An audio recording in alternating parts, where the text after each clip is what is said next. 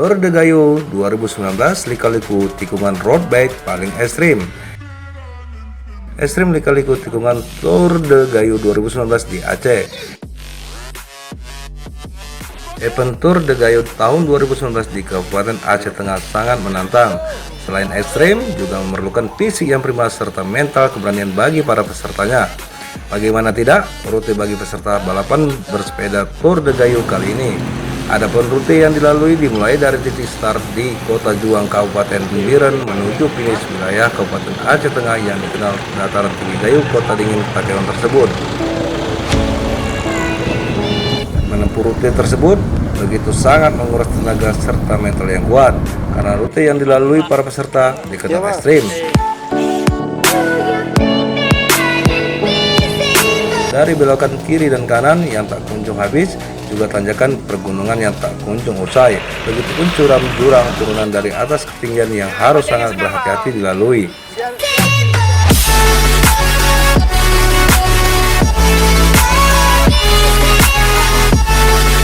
Namun demikian, tidak mencuitkan sedikitpun para peserta yang diikuti dari berbagai daerah, diantaranya road bike lokal Aceh, Sumatera Utara, Jakarta, dan beberapa peserta mancanegara seperti Thailand dan Malaysia, termasuk dari kalangan TNI Polri. Jajaran Kodam Iskar Muda turut adil memeriahkan balapan sepeda Tour de Gayo 2019.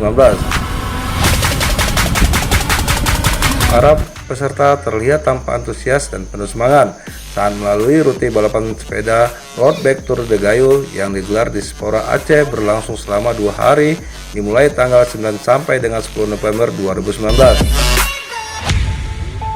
Namun keunikan di daerah ini, para peserta road bike Tour de Gayo dapat menyaksikan menikmati berbagai objek wisata keindahan alam Kota Dingin tersebut, diantaranya kawasan Cut Panglima, Danau Laut Air Tawar, dan khas kopi Gayo serta banyak objek wisata alam lainnya yang dapat dinikmati para peserta kemudian dipromosikan ke daerah luar hingga luar negeri.